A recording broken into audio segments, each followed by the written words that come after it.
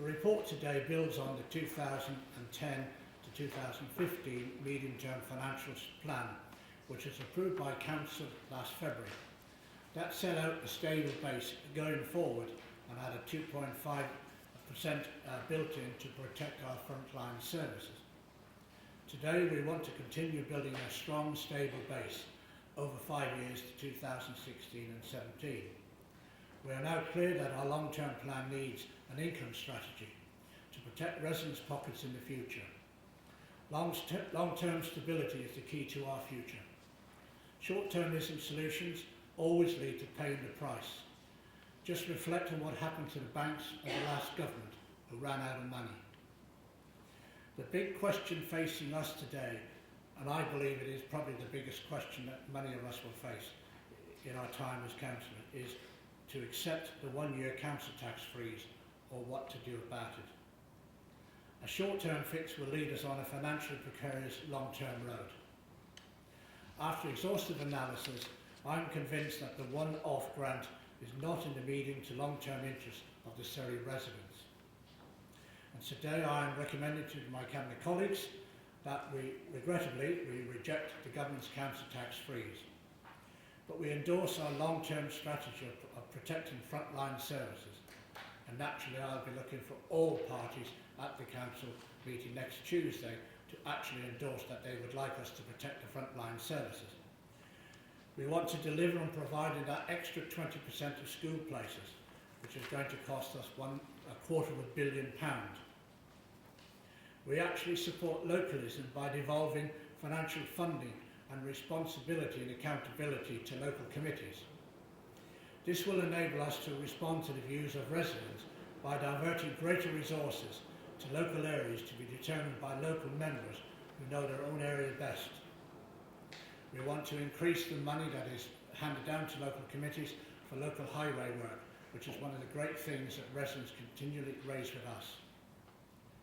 We start the process of embedding a sustainable income strategy.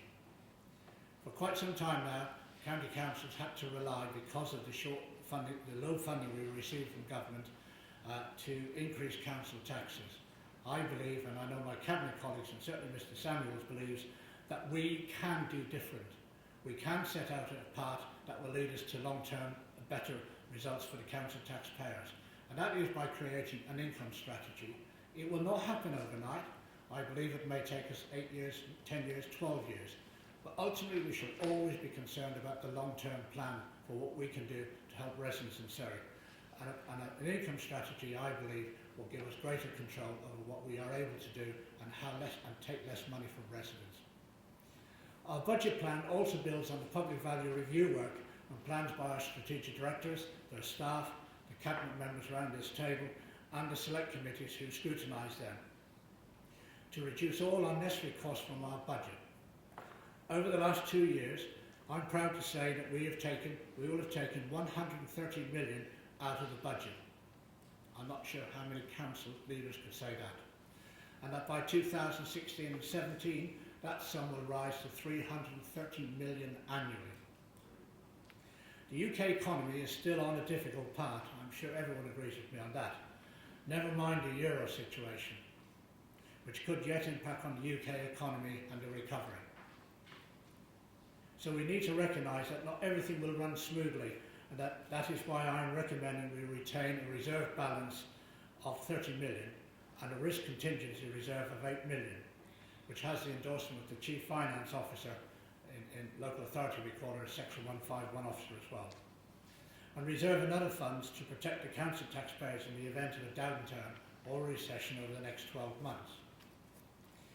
In terms of capital, we need to invest 681 million over the next 5 years. And this includes 244 million for statutory school places, and of course investing in our own highway services, which is one of the big issues that residents remind us that we need to undertake. We also need to invest in technology to keep abreast of a changing and challenging environment so that we can minimise the use of our resources and improve the efficiency of the organisation for the long-term benefit of residents of Surrey.